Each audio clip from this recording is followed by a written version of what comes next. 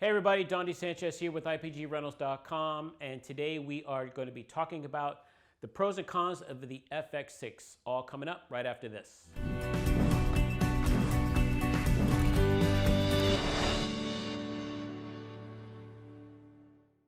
Hey everyone, if you're looking for a great way to get insight into the media production industry, check out our other channel, Media Hub.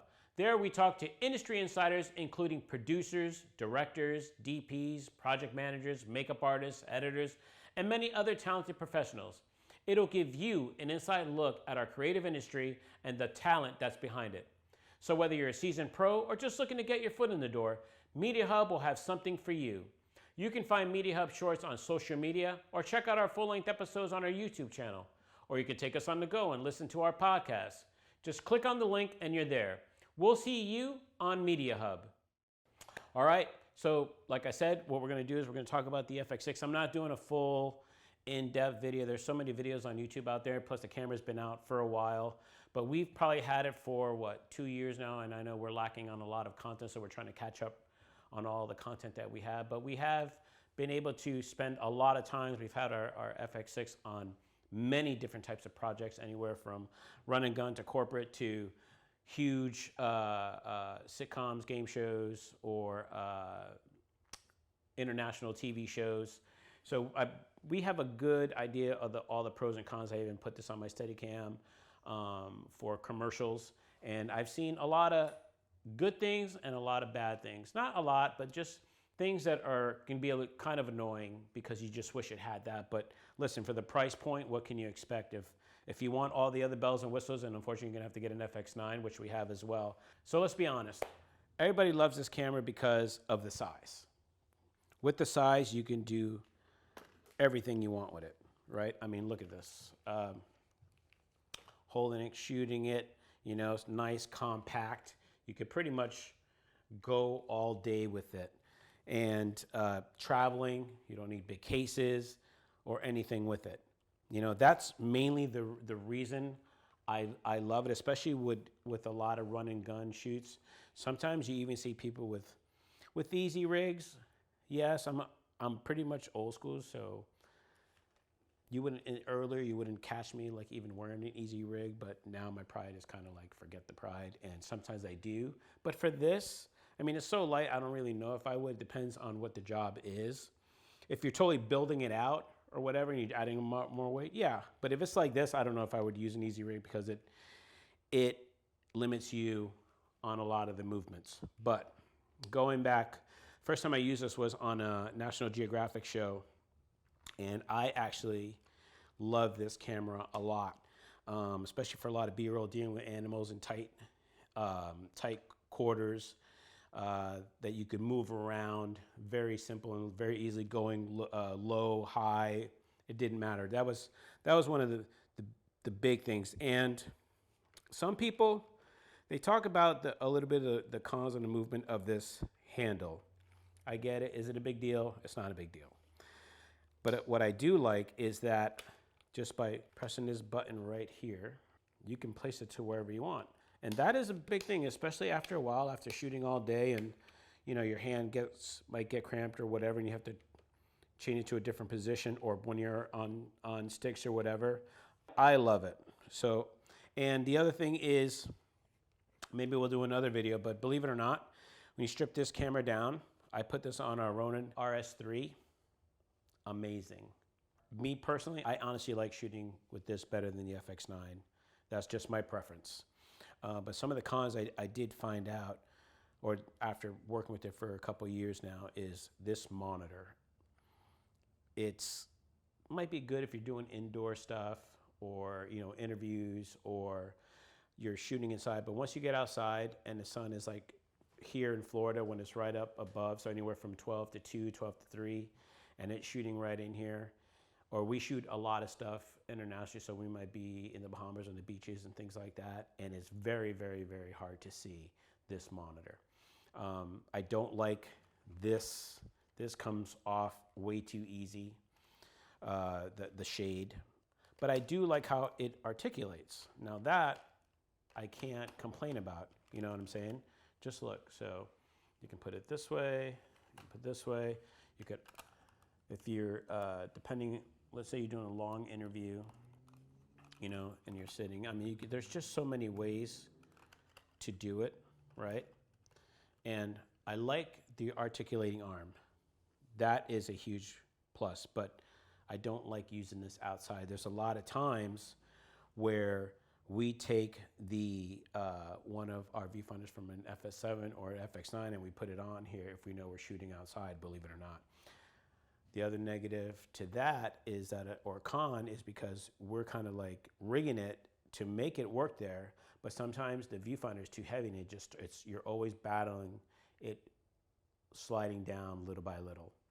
But, you know, you have to deal with it. Some people have told me that there is brackets out there that third-party companies have made. I have not used them. If you know of some, please put it in the comments below. Share it with others so people will know.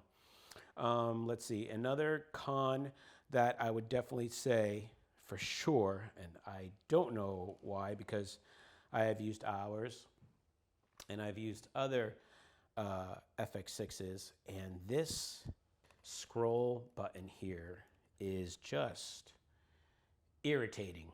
It's irritating, and I'll show you why. I don't know if I think it's something that Sony has to work on. Maybe if you work with a newer one or whatever, this camera has definitely been on a lot of shoots, and maybe it's been worn, I don't know, but like I said, I've been on other shoots using other FX6s and they have the same problem as well. But I'm gonna show you this real quick. I'm gonna record here so you could see, right? And I'm just gonna press the menu button so you can see it pop up, right? So if you press it once, it comes up to this menu here, right? Now, if you press and hold, it goes into the more extended menu, right? But check this out. So I am using, I'm going down, obviously, right? No problems so far, right? But if you're going fast, it starts skipping. See what I'm saying? It is the most annoying thing you will ever deal with, especially if you're on set and you're like, hold on, I got to change something real quick, or I got to make some quick adjustments, or I got to change, you know, changing the shutter, you're changing frame rate, you're changing, you know, you're changing the speed or whatever, and then you're trying to do it quick. It's just very annoying. So what we started doing was using, there's a top button up here, right? And with that button, what you can do is you just scroll by going, or not scroll, by going up or down, and no problems. But Sony, please, if you can fix it, please fix it. If anybody else knows or has the same issues and you were able to fix this, please let us know. The other con, so a lot of our shoots you know, especially if you're putting it on a steady, like on a commercials, we were doing commercials for jockey and stuff like that, right? And I had it on my full-size Steadicam rig, but you know, you need multiple wireless units, you need multiple, you know, other gadgets that you have to put on the system. So this one output here on the monitor, on the side here, on SDI, and even if you had HDMI, right? You always need more than just one. So what happened was, when I took it out and I was putting it on there, I needed more outputs because I had a wireless and we were feeding with a VTR guy, right? But then I had to feed my monitor as well.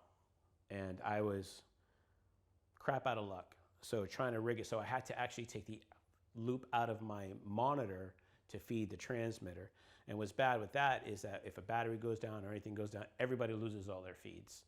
So it might not be a big deal, but when you're on a production that size, it just becomes a nuisance. But those are just the little things you have to just work around. Like I said, I love this camera. I will pick this camera before my FX9 any day of the week. And that's just my preference. And it's really just because of size, honestly. One of the other things I'm going to show you that's a huge plus, right? So let's say, you know, you have your hot shoe up here, right? So you have, obviously you have XLR inputs here, right? And let's say you're doing an E&G job, client doesn't want to play for an audio guy, right? And then they say, oh, well, we have 4 lavs that we need. And you're like, well, you need an audio guy. Check it out. You actually don't, believe it or not. all you really need to do is you already have 2 channels right here. All right, you have 2 channels here. You have your camera mics on 3 and 4, right? But if you need 4, let's say you're doing a sporting event, that's what we were doing. We're doing some stuff for Orlando City Soccer, and they had 4 of the players kind of like they were sitting down on a table, and some of them were doing a panel discussion, and they wanted 4 lavs. We actually talked them into doing the audio thing, and then we figured out, hey, we could just use this next time. So this is, we have it for one of the other DSLRs. So we have it for the FX3 and the A7S III. We actually even have this for one of the A7S2s as well. But check it out. You just plug and play. You put this on top here, and I'm going to try to keep this on. Here, let's see. Let me put this on menu. Back on menu, right? And right now you just see channels 1 and 2 and 3 and 4. So 3 and 4 are the hot shoe here, right, for the internal mic. And then 1 and 2 are for XLRs left and right, right? So then you're gonna pop this in here, put it in. Now, if you look in channels 3 and 4 here, it changed. It says shoe channel 1 and shoe channel 2, XLR analog, right? So now you have 4 individual inputs that you can record 4 individual channels. Love it. I absolutely love it. This can work on this adapter. We do rent it separate. It does not come with this package.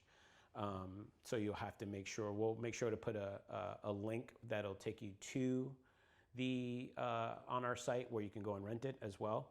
But you can actually use this adapter for the FX6 and FX9 along with the FX3 and the A7S III. Well guys, I hope you enjoyed the video. Hope you learned something. Remember to like, comment, and subscribe. Remember, IPG Rentals, our gear, your vision.